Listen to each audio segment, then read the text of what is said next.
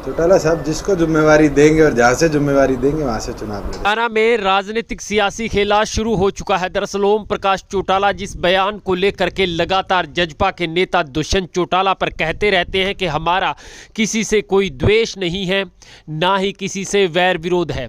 दुष्यंत चौटाला को लेकर के इस तरह के बयान हरियाणा के पूर्व सीएम और इनेलो सुप्रीमो चौधरी ओम प्रकाश चौटाला लगातार मीडिया के सामने देते रहे हैं। हालांकि जजपा की तरफ से अब तक ऐसा कोई भी रिस्पॉन्स सामने नहीं आया है कि भाजपा से गठबंधन में अलग हो करके आने वाले समय में इनेलो के साथ गठबंधन करके चुनाव लड़ा जाएगा। लेकिन एक बात आपको बता दें कि सियासी खिचड़ी दोनों दलों के बीच पक रही है। ओम प्रकाश चौटाला चाहते हैं कि परिवार फिर से एक हो, राजनीतिक विचारधारा एक है। ओम प्रकाश चौटाला चाहते हैं कि इनेलो और जजपा मिलकर के चुनाव लड़े। वहां दुष्यंत चौटाला चाहते हैं कि इनेलो का विलय जजपा में कर दिया जाए। और ऐसा समय समय पर चौटाला परिवार के हिसाब से देखें तो होता भी आया है। जनता दल से लेकर के इनेलो बनी और इनेलो से अब दो भाग हो करके जजपा बनी है। यदि दुष्यंत चौटाला के नाम पर ओम प्रकाश चौटाला के आशीर्वाद से चौटाला परिवार की सरकार बनती है, जनता मोहर लगाती है, तो फिर नाम में किसी प्रकार की कोई दिक्कत नहीं आनी चाहिए। भले ही ओम प्रकाश चौटाला लगातार सोशल मीडिया या मीडिया के सामने इस तरह के बयान देते हो कि दुष्यंत चौटाला से हमारा किसी प्रकार का कोई वैर विरोध नहीं है।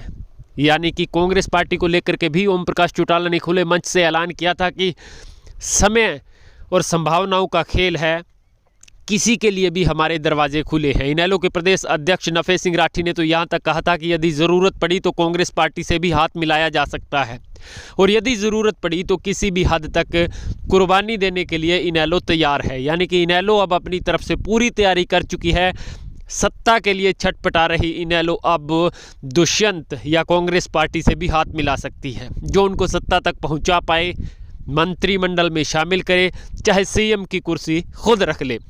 हालांकि आपको बता दें कि सिरसा में हुए जिला परिषद के चेयरमैन के चुनाव में दुष्यंत चौटाला यानी कि जजपा और भाजपा के समर्थित पार्षदों ने चुनाव में हिस्सा न लेकर के इनडायरेक्ट रूप से इनेलो की मदद की है। वहीं करण चौटाला ने चेयरमैन बनते ही सरकार का धन्यवाद भी किया था और धन्यवाद किया था कि सरकार ने एक ही चरण में चुनाव करवा दिया, अन्यथा चुनाव लटकाए जाते रहे हैं। यानी कि कुल मिलाकर के जो नतीजे और बात निकल कर के सामने आ रही है वो यही है कि भविष्य की राजनीति को ध्यान में रखते हुए भाजपा भी अब फूंक फूंक के कदम रख रही है। वहीं दुष्यंत चौटाला भी भाजपा और जजपा के गठबंधन को लेकर के किसी भी दल को नाराज़ नहीं करना चाहते और अभय सिंह चौटाला पर बोलने से लगातार इनकार करते रहे हैं, तो दादा ओम प्रकाश चौटाला को अपना सर्वे सर्वा मानते हैं।